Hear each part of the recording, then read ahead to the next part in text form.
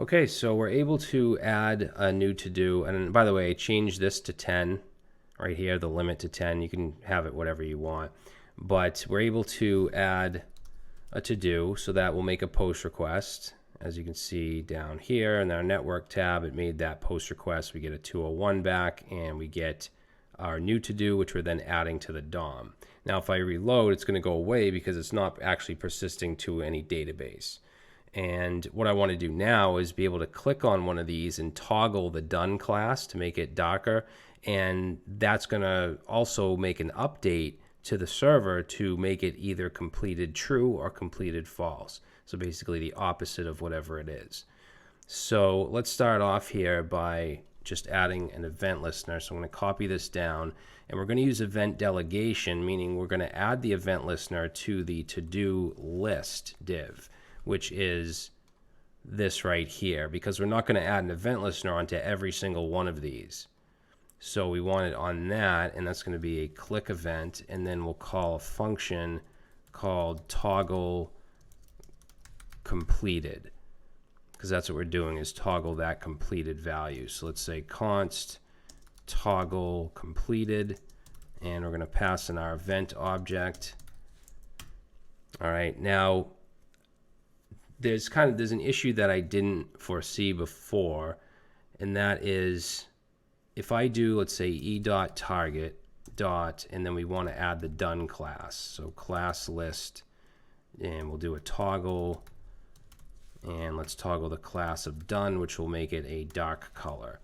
So this doesn't have the class of done. If I click it, now it does. Now it doesn't, so I can now toggle that. But since the event listener is on the UL, if I click here, it actually does it to the whole thing. Now we're not using an unordered list, so I can't use event delegation by targeting, if the tag name is a list item, because they're not list items. They're just divs, but so is this.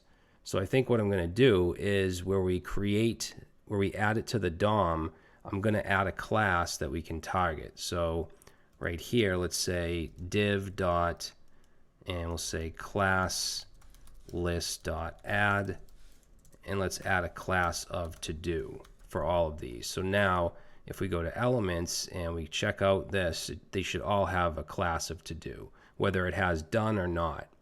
So now what we can do is target for event delegation. Now we can target here, and we can say if the e.target, so whatever we click on, if the class list dot, and then we'll use contains, which will just give us a true or false if it contains this class or not done, to do. That means we're clicking on one of the divs that has the class of to do. Then we want to toggle. So now if I click on one of these, I can toggle, but if I click on the UL out here, nothing happens. All right. So the next thing we want to do is actually send the request to update the to do. So let's call that, we'll have a function here called update to do, because I don't want to put it in here. And then what this is going to take in, let's see, I'm going to create the function here. I'm going to use an arrow function. Let's say update to do. All right, now what I want this to take in is going to be the ID, because we need to know what the ID is of the to do we're updating, and also if it's completed. So the ID we can get from the attribute that we added right here. We did set attribute data ID, and if we look at one of these divs here, you'll see it has a data ID of whatever that is. Now to get that, we can take on the target, which is the item we click on, which is the to do, and we can get that data ID by using data set, and then whatever the attribute is. For us, it's ID. And actually, let's just console log this so you can see what that gives us. So console log data set ID. So if I go to my console and I click, that has the ID of 2, 3. If I add a new to do, it should be 201. So if I click on that, that has an ID of 201. And they're all going to, if I add another one, Click on it, still 201 because it doesn't actually get added to the database, so the ID doesn't actually increment. So yeah, we're passing that in. Let's get rid of this console log, and now we're passing that in as the ID. Now as far as the completed, there's a few ways we can do this, but I think what I'm going to do is check to see if it has the class of done, because if it does, then it's completed. So let's say e.target.classList, and we want to see if it contains the class of done. All right, and then in here, let's do a quick console log of both the ID and the completed. So now if I click on the first one, we get 1, that's the ID, and we get true, done, because now I added the class of done, right? Or I didn't make the request yet, but it will get added. If I click it again, then we get false. Okay, so that's the value we actually want to send. So let's get rid of this, and now let's make our fetch. Yeah, we'll just do that. And the fetch, the request or the URL we're gonna hit is gonna be the API URL. So I'm gonna put in backticks here because we also have to include the ID. So let's say API URL and then slash and then the ID. Okay, if we look at the documentation, so if we make a put request, it has to include the ID, just like if we make a delete request, which we're going to do next. So we want to also pass in some options here before we actually handle the promise or the response. And that's going to include the method, because the method, I want that to be a put request. So let's say put. And then the body, so the data that we want to send is going to be that completed value. And I'm going to wrap that in JSON.stringify. So we'll have an object with the completed, because that's the only field we're updating. We're not updating the title or anything. If you want to add that functionality, you can. Now, since I'm setting it to a variable called completed, which is this right here, I don't have to actually add anything else. I don't have to put the colon and then completed. So that's the body. Then we have the headers, which I'm just going to add the content dash type, and we're going to set that to application/JSON because that's the type of data we're sending. All right, and then in the dot then, I'm just going to put that on a new line. We get our response object, which then we want to call res.json, and then in the next dot then, that's where we can get our data.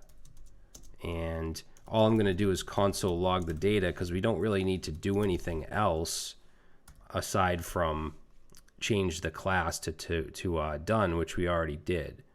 But I do want to show you that it actually changes the data, changes it to true to false or whatever. So if I click on that, you'll see the response we get back is the updated field, which is completed true, as well as the ID.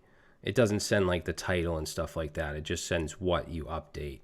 So if I click it again, then it turns to false, and it also takes away the done class. This one has the class of done and it's true, but if I click it and change it, now it's false. Click it again, now it's true. All right, so now we've made a successful put request. Last thing I want to do is a delete. So let's create another event listener. So that's also going to be on the to-do list because we're using event delegation here, but this is going to be a double click. So we can do DBL click, and let's change the function here to, we'll say delete to do, and we'll come up here and create that. Let's say const delete to do. All right, and we want to pass in our event object here. Now again, we want to target the class of to do, just like we did here. So I'm just going to grab this and copy it, and then we'll just get rid of everything within here. Okay, and then let's just do a console log for now of, we'll just say delete, just to test this out. So if I double click within here, we're going to see the response from the toggle as well, but you can see we do get a delete on double click. All right, now I want to get the ID because we need to pass that into our request. So let's say const ID, and remember we can get that from the data set. So let's say target.dataset.id. Okay, so that will give us the ID. Let's actually get rid of the console log on the update. So this right here, I just wanted to show you that it did actually update. So we don't even have to do anything. We can get rid of these .thens, and it will still do the update. And just to make sure, let's go ahead and look at the network, and I'll just reload. If I click that, you see it's still making the request, and we're now getting back completed true. So now for the delete, we get the ID, right? In fact, we can console log that just to make sure. So if I double click, I should see the ID. Now I'm going to make the delete request. So let's say fetch, and let's pass in here. Remember, we have to have the ID as well because we're deleting. So let's do API URL / and then the ID. And then we want to put our options, and the method that we want to send is a delete request. Okay, now that's pretty much it, really. We don't have to send any data in the body because it's a delete request. What would we send for data? And then as far as the response, let's say .then, and get the response and res.json. And then on our next .then, we're going to have a function here, but we don't actually have to pass anything in because there's no data returned. But what I do want to do is remove it from the DOM. So let's say e.target. And then we'll just use the remove method. So now if I come over here and I double click this, it goes away. Double click that one, and these are making the request. So if we look at network, just reload this real quick. If I double click, you'll see it's making the delete request, and this is what it gives us back, just an empty object. So if we look at the headers, you see that's making a delete request. Now it's a little weird because when we click on it, it makes a put request, and then if we double click, it makes a delete. So it might be a better idea to have like an X icon that you can click where you're not making the update as well. But this is just a quick and dirty project just to get your feet wet, just to show you how to send, put requests and delete requests and so on. So, I mean, these mini projects aren't made to be like production level projects. It's just meant to teach. So keep that in mind. All right, now in the next video, I want to show you how we can handle errors with the fetch API. We know that we can use .catch, but I want to show you kind of a caveat on how you might think .catch works.